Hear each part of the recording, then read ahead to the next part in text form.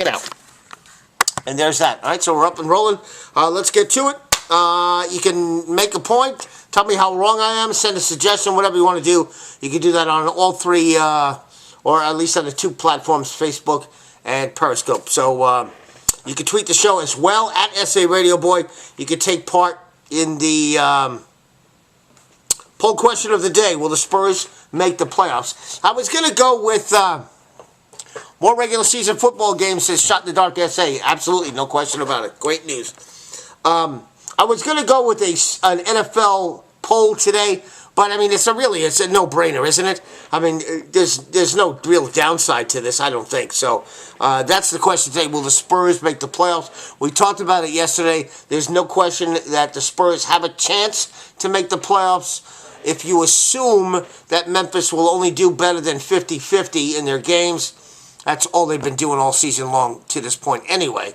So the Spurs will have to step up their game. We'll see if they're able to do that. So that's your question today on Twitter. Will the Spurs make the playoffs? The opening segment, as always, brought to you by Wallys Deli Food Truck, one of the highest rated food trucks in San Antonio. Today we're out at Broadway Bank. And even though it was freezing outside, it was raining, drizzling, misting. What a crappy weather day in San Antonio. It's been crappy weather for the last couple of days. The folks at Broadway Bank came out anyway, so thanks to all those ladies. They came out. There was a couple of guys, but most of the ladies came out today at the Wallys Food Truck at Broadway Bank, so thank you to all of those folks out there. If you're looking for a food truck to come to your business, come to your festival, come to your car show, whatever, contact me today at saradioboy@gmail.com, saradioboy@gmail.com. All right, let's get right to it. Topic number one, the NFL expands the regular season to 17 games. The playoffs will include one more team in each conference. What's not to love? That's what I ask you. What's not to love? Is there any downside to this? I don't see it.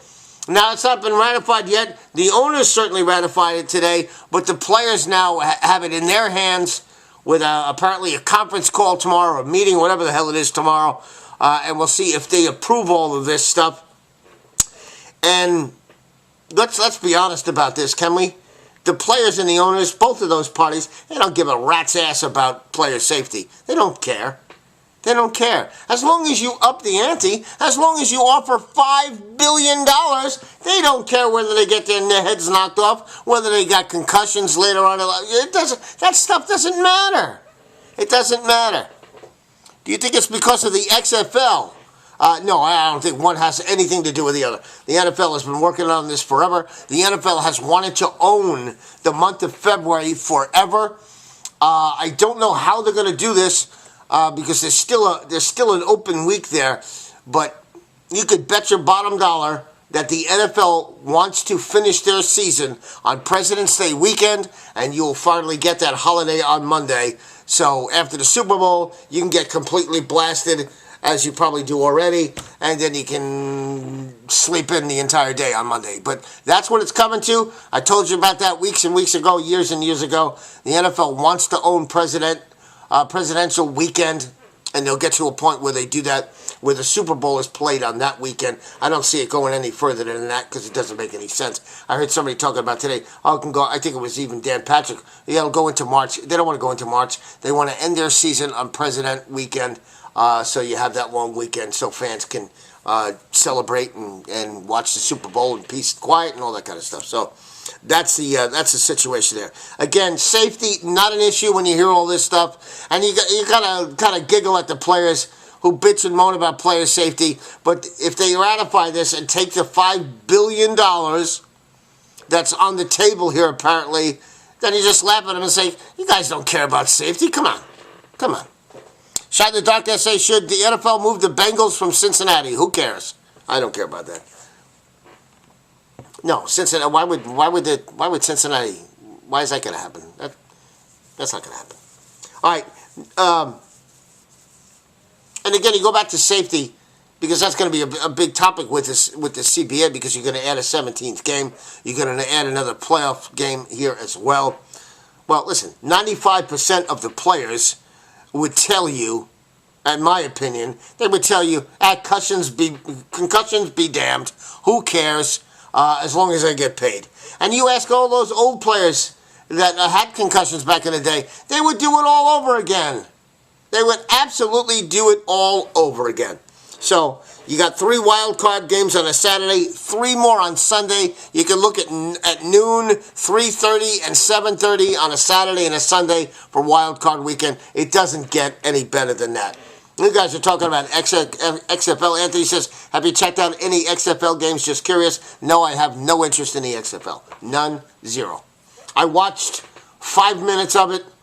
I saw the quarterback talking about the game plan was terrible. The coach doesn't know what he's doing. The XFL, listen, if it crashes and burns, nobody will be shocked. Nobody. So, Anthony says, I don't mind the playoff changes. Of course not. How could you? How could anybody be upset with an extra playoff game on the weekend? Instead of 4 wild card weekends games, now you get 6. How could you be upset with that? You can't be upset with that. It's perfect. There's no downside. I really don't. Adam Schefter reporting that there will be a flurry of moves once this CBA gets approved by the players. If it gets approved by the players, does that mean that Dak gets a new deal right away? Who knows? Who knows? But we'll see. We'll see what happens with that. Now, Emmitt Smith said in the last couple of days that Dak should take less money. Now, of course, the first thing you think of is, who the hell is Emmitt Smith to say Dak should take less money when Emmitt Smith held out for the Cowboys? Yeah, absolutely. No question about it. But let's get past that and talk about the topic here. Yes, Dak should take less money. And this nonsense about, why does Dak have to take less money? Because Dak's not that good. That's why he should take less money. He's not that good. If he was a top 5 quarterback, then you pay him top 5 money. He's not a top 5 quarterback. I keep having these discussions with Cowboy fans on Twitter. Why, Dak will be top 3 now, and then he'll be 7th, and then he'll be 10th. It doesn't work that way. Have some history. Go back and look before you start shouting stuff out. You don't know what the hell you're talking about. It doesn't work that way. Dak Prescott's not going to be top 2 quarterback as far as pay is concerned, and then 5 years from now he'll be 15th. It doesn't work that way.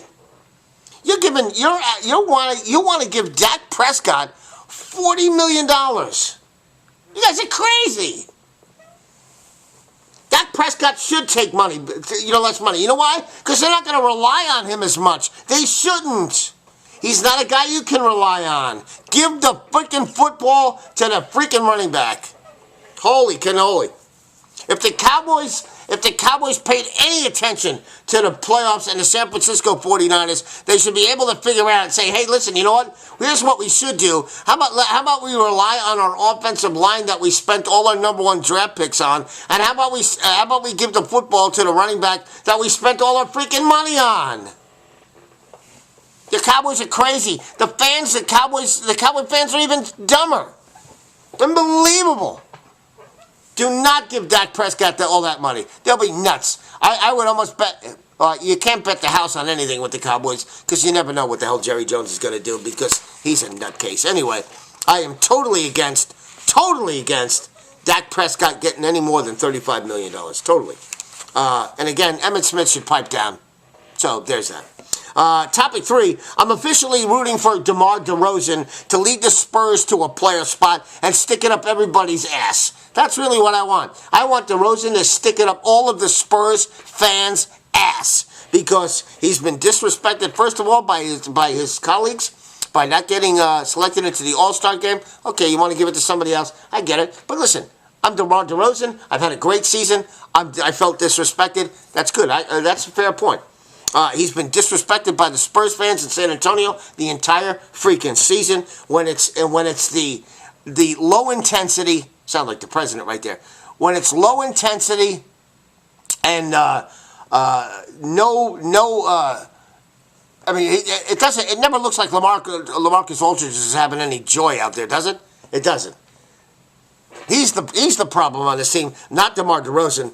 And listen, I understand he's never been known as Mr. Clutch. I get that. But I'm rooting hard as hell for DeMar DeRozan to take this team, along with DeJounte Murray, too, by the way, to drag it right across the playoff finish line. That's what I want to see happen. That's what I want to hear happen. N Coding says, now we're 2. Good for you. You keeping an eye on how many people are watching the show. It doesn't matter how many people are watching it live. They'll go watch it later. Okay, genius? Go find something else to do.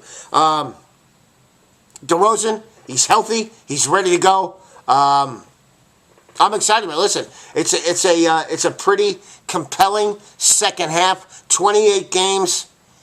Listen, if you could have your wishes, you would take the NBA and 28-game season and run with it. And that's what the Spurs are left with, 28 games to get a playoff spot.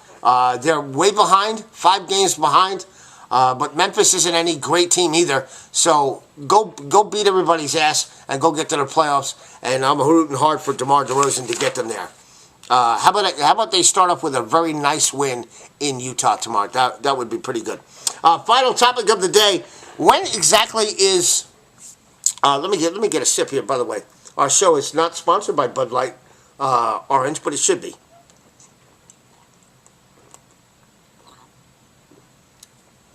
Right there, folks. That's some great-ass brew right there. My favorite beer. By far, my favorite beer. It's not even close. Anyway, final topic of the day. When is Texas going to fire Shaka Smart? They should have already. They should have fired him already a year ago. Did you see the pictures last night of the Irwin Center? There's nobody in the freaking place. I wanted to say the F word. I really did. Texas really screwed up by keeping Shaka Smart as the head coach. And now the fans just don't give a shit. The apathy is just spread throughout that campus. They don't give a rat's ass about college basketball. Right now, if it wasn't Texas, you'd think about closing the freaking program down, because the people up there in Austin, they don't give a shit about college basketball. They never have, and they never will. So you know what? Take the college program away from Texas. How about that? Because nobody cares. Nobody cares. And that's why Texas made a big mistake by keeping Shaka Smart. I mean, any idiot knew that this was not working out for Shaka Smart last season. And now you go through another season with Shaka Smart? Why? Why did they do that? And now you got an empty freaking building every night. Empty. And they will do absolutely nothing. And Shaka Smart will get fired a year later than he should have. I said it last year. I'll say it again today. They should have fired him last season. They didn't. They screwed up. And now Texas is faced with an empty building every single night at Irwin Center. It's a disgrace. It's an absolute disgrace. And look what's happened in this state of Texas. Baylor has taken over sports. Baylor. Freaking Baylor! Baylor's number 1 in football. Baylor's number 1 in basketball. What the hell has happened? What's next? The Democrats win Texas? Oh my gosh. We shall see. All right, that'll do it for the program. Thanks for joining me today this afternoon. As always, if you or someone you know is struggling, maybe having thoughts about suicide, call the suicide hotline 1-800-273-8255.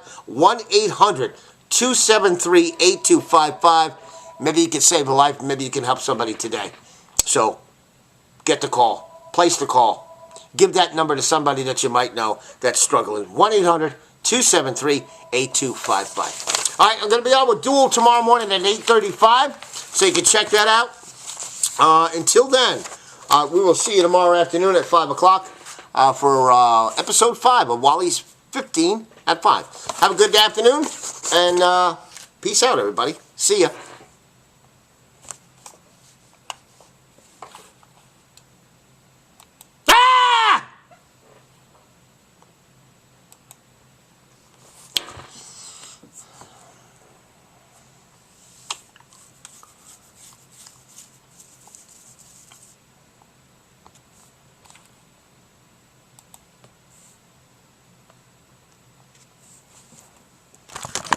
Oh, sorry. I started up here. What the hell?